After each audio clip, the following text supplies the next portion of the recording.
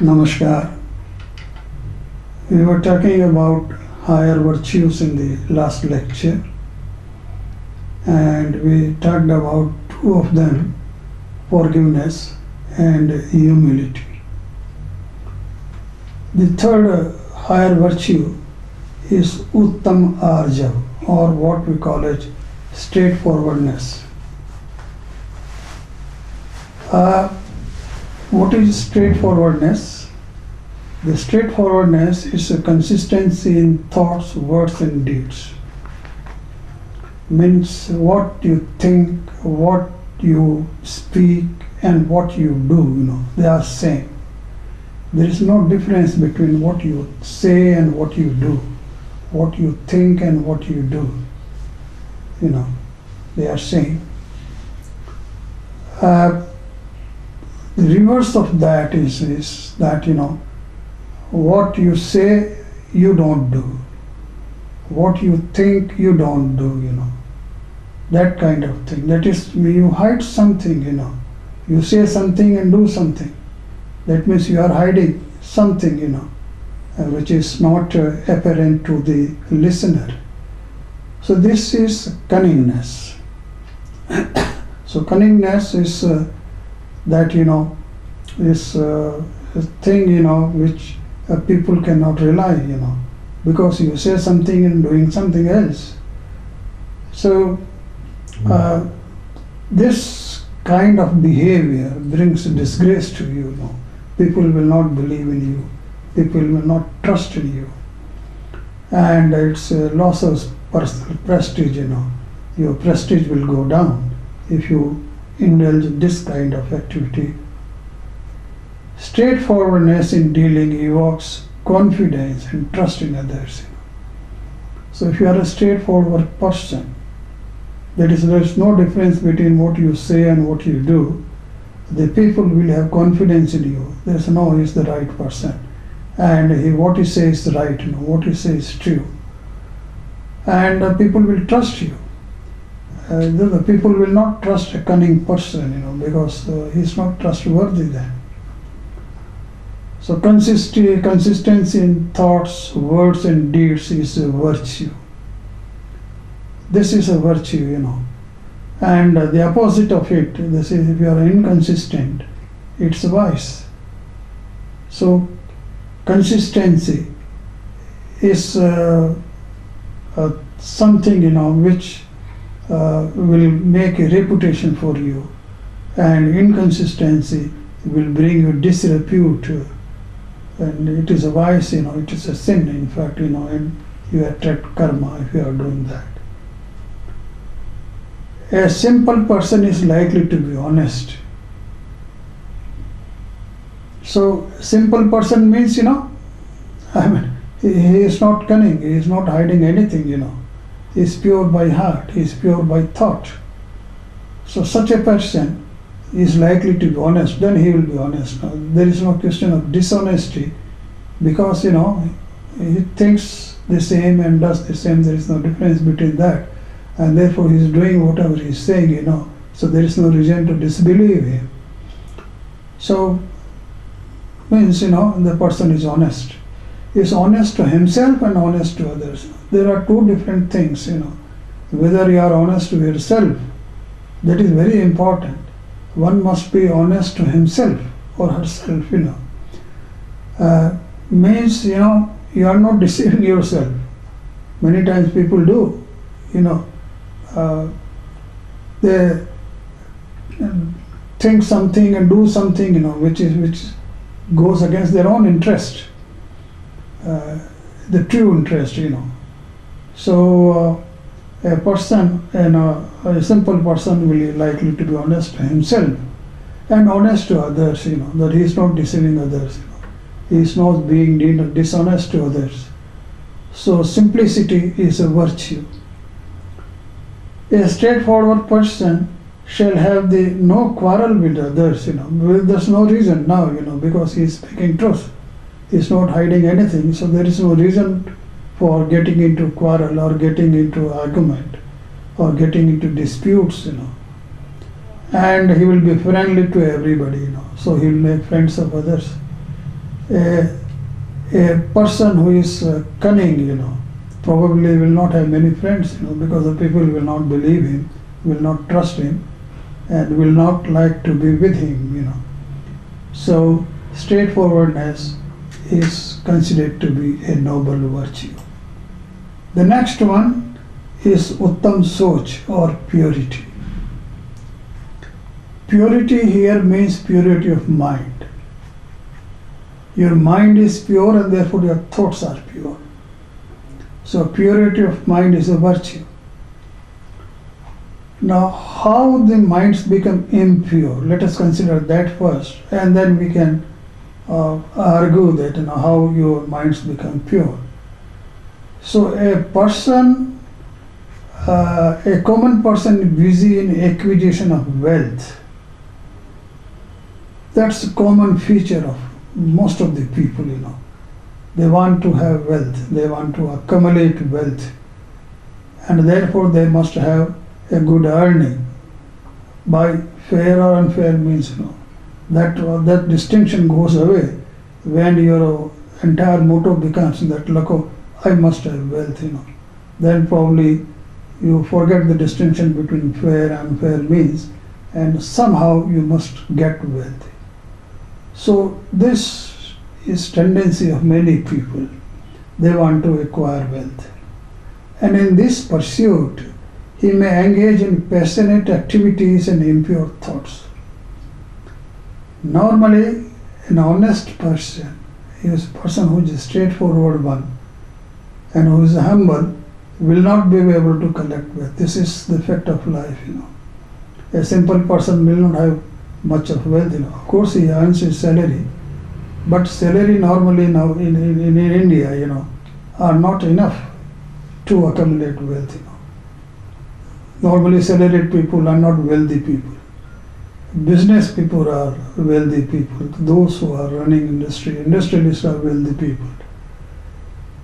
So wealth is connected with passionate activities. He has a desire for more. He has a feeling of greed. He has a feeling of ego, pride. I must have wealth. I must be a rich person. So that he's proud of it. So this the impurity of mind is connected with these kinds of passionate activities, and therefore he will have impure thoughts. He is always thinking, he's cunning, in his mind, he's thinking this way or that way, and he's thinking of the way how can I get more wealth. So he is always thinking impure thoughts. He becomes unmindful of the harm he may cause to others. He wants his personal gain. That's all. That is his motto. He is selfish. He doesn't bother. If by doing so somebody else is harmed. He is not bothered about it. So very likely that such a person will cause harm to others in achieving his selfish ends. Because he is selfish. He wants his benefit. Life may become turmoil. In such case, if suppose this continues to happen in his life will be a turmoil. He will be always engaged in impure thoughts. So that contaminates his own personal self. And he will be in turmoil. He might lose balance of mind. Because his mind is always is one-sided now. That's all, wealth and nothing else. And develops vengeance against others. All this brings misery. Ultimately, a person who is accumulating wealth is likely to be miserable in his later life, which person may not realize in the beginning. But ultimately, the fact is that such people are found to have a miserable life at the end. So ultimately the whole thing is not going to end in a happy state. So this a wise person will think right in the beginning, why should I have this kind of life? What this wealth is going to do to me, when I am accumulating. People, I have seen many people who accumulate wealth and do not know what to do it. Why they are accumulating wealth, they do not know. Purity cleanses the mind. So if you have a pure mind, or the other way around, it is a pure mind, it purifies your heart as well, and you get rid of cravings and passions, which are the reason cause of impurity, and begets contentment and equanimity. Such a person who is pure in mind, he has a pure mind, will be content, he will be satisfied with what he has, he doesn't aspire for getting more and more. And equanimity, samatha, then he maintains balance of mind, whether the situation is bad or good, it doesn't matter to him. He maintains calm and peace, and he has a satisfaction in life. Perfect faith and knowledge are essential for purity. How do we assure or ensure that our mind is pure? You must have faith in the religion. Faith in the religion means you must believe what is good and what is bad, and the good, any evil activity or path is going to get you bad experiences in life, the bad results, and punya will bring you good results. So you must have faith in this kind of religion, this kind of belief. And knowledge. Knowledge means, you must know what is good and what is bad. That is knowledge, If you do not know what is good for you and what is bad for you, then the knowledge has no use. So knowledge is that which makes you conscious of what is good for you and what is not good for you. So perfect faith and knowledge are the means, to have a purity of mind, purity of thought and mind. Purity cannot be achieved without them. So unless you have a faith and unless you have the right knowledge, purity is difficult to attain. Purity of mind is a noble virtue. If your mind is pure, it's a noble virtue because now you are at peace. You have a happiness in life, So it's a good virtue. It's a noble virtue. Uttam Sanyam, or self-restraint. The last one, which we will consider the fifth one. What normally is done, Normally, we engage in sensual activities. What does it mean? Now, we have five senses, And how do we want to use those senses? You want to see good things, You want to see good movies, you want to see good videos, you want to see a good scene, or you want to see a good show. So you want to see everything good. You want to hear something good, you want to hear good music, and you want to hear good speech and taste, you want to eat something which is tasty, and your taste, has no end, one after another, you go on choosing dishes, and consuming them. Taste is a very big factor in life, The people are after taste. Smell, you want to smell something good. Touch, you want to touch something which gives you pleasure. So all these sensual activities we indulge in normally. This gives, of course, temporary pleasure, That is why you are doing them. It gives a temporary pleasure. But ultimately, such habits are harmful. So all noble individuals exercise restraint on sensual pleasures. The sensual pleasures may give you temporary happiness, may give you temporary pleasure, but ultimately in the long run, they will bring you pain and misery in your life, So the noble people they are wise, and they exercise restraint on their senses. And if you do that, this is good for your physical health. You will maintain good health and good mental health. Your mind will be healthy. Your mind will be always having a positive kind of thinking, and the negative thinking probably may not come to you. As well as a person like this will make a spiritual progress. So you will advance spiritually, which must be the ultimate aim of life. All of you must aspire and try for spiritual progress in our life. Self-restraint is absenting from injurious thoughts and actions. I told you that you don't indulge in sensual activities and you don't have that kinds of thoughts, because then you are always thinking, let me have some occasion or chance to see something good or taste something good, and your mind is always engaged in those kinds of activities. So self-restraint is absenting from such thoughts and actions and from indulging in sensual pleasures. The attraction for sensual pleasure is so strong that normally it is difficult for an individual to exercise self-restraint. This is a big difficulty. Normally, even if you want, you are not able to do it, because you are now habituated. You are slave of your habits. You want to eat something, so eat something. Whether it's good for your health or not, you don't bother. You want to fulfill your taste desire. And I have seen many people like this. A personal contact of mine, is now in habit of taking mobile to his toilet. Now, is it a good habit? Certainly not. And I told him many times, look here, this is not good. You should not take mobile in the toilet. But he is habitual. He also knows that it's not good, but he's doing it. So this is the kind of thing, the habit which is formed, and person becomes slave to such habits. And then it becomes very difficult to apply restraint. So the restraint application requires a strong will and strong determination. So the power of self-restraint is derived from faith in religion, or at least in ethical conduct. So you must, there the religion is very helpful. If you have faith in religion tells you what is good and what is bad.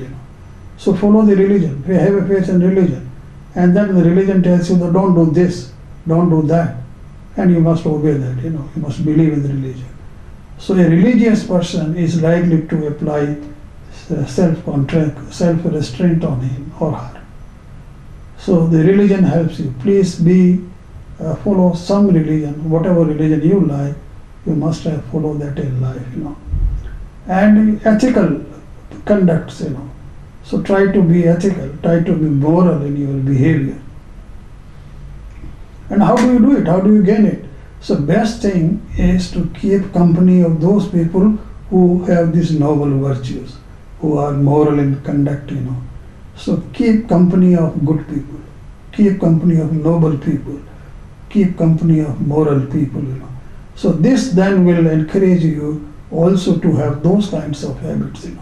So company is very important. What kind of company you are keeping is very important. Please see to that you have a good company, and if you have a bad company, please leave it.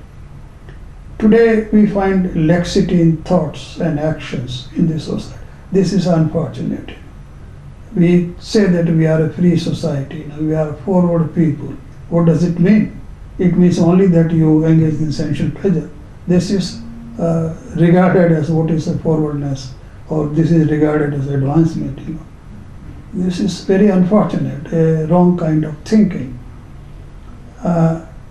So such a person will not be able to exercise self-restraint, and he might even ridicule those who are doing it. He said, look here, you are an orthodox person, you are a backward person. Be forward, be advanced, enjoy life. So enjoy life is something very different, and it will push you to a state where there is nothing but misery. Free life and not self-restraint is the motto today. Unfortunately, as I told you, such people consider themselves to be advanced person and forward persons. A person accustomed to free life is ultimately likely to drift away from the path of happiness. Ultimately, he might be that temporarily for the time being, if he is happy, if he has pleasure, ultimately, but that will lead him to a state of unhappiness and misery. And later on he might repent in his life. And look here, what I was doing is not correct, was not correct. I shouldn't have done it. But now there is no benefit, there is no use of repenting, You have spent your life uselessly. So you may repent. So be careful right in the beginning that you don't get into that kind of habits and that kind of vices. The person loses dignity of human personality and greatness of human life. Human life is very, very valuable. It's a great opportunity that we have a human life. This is a rare opportunity. It's not available to everyone. So such a precious thing, we are losing. The person loses the chance the human life has offered. The human life has offered us chance to do something good in life, to achieve something good, to make some progress spiritually. And we are not doing that, and we are whiling our time in pleasure activities. So you are losing the chance you have in the form of a human life. Our culture teaches us self-restraint. And Indian culture, by and large, will teach you self-restraint, whether it's a Jain tradition or Buddha tradition or Vedic Hindu tradition. All traditions teach that you must exercise restraint on your senses. The world is full of glamour, but a person of self-restraint does not fall prey to it. So this is the sign of a wise person. Glamour is all around. Nowadays that is increasing. Increasingly we find many attractive programs, many attractive schemes, and many attractive kinds of activities. But you must beware of the danger, of all such activities, and exercise self-restraint if you are a wise person. So he is constantly conscious of the dangers of such kind of life. A wise person will be aware of the danger of this kind of open life. So a person losing invaluable, now this is a very good sentence, please read it very seriously. A person losing invaluable gem of life for a piece of glowing glass can only be called a fool. You have such a precious life, a gem of life, a human life, and by which you can do something great, achieve something great, and you are just losing it for a piece of glass, for those sensual pleasures, This is nothing but foolishness. So try to be wise, And without self-restraint, the door of spiritual advancement and success is closed. You can't have success in life. You can't spiritually advance in life unless you apply self-restraint. Self-restraint is a must for all monks and sadhus, But I am talking of our people like us. We also should exercise restraint to the extent possible. We cannot do as much as sadhus do. We cannot exercise as much restraint as the monks are able to do. But that does not mean that we can't do it. We can also do it to some extent. And so to the extent possible, you must exercise restraint on such sensual activities. So I have discussed with you 5 higher virtues which will bring in nobility in you. If you are able to follow these virtues, imbibe these virtues in you, it will take you to nobility. It will elevate your status to a noble person. So try to aspire to be a noble person and not an unwise person. Thank you.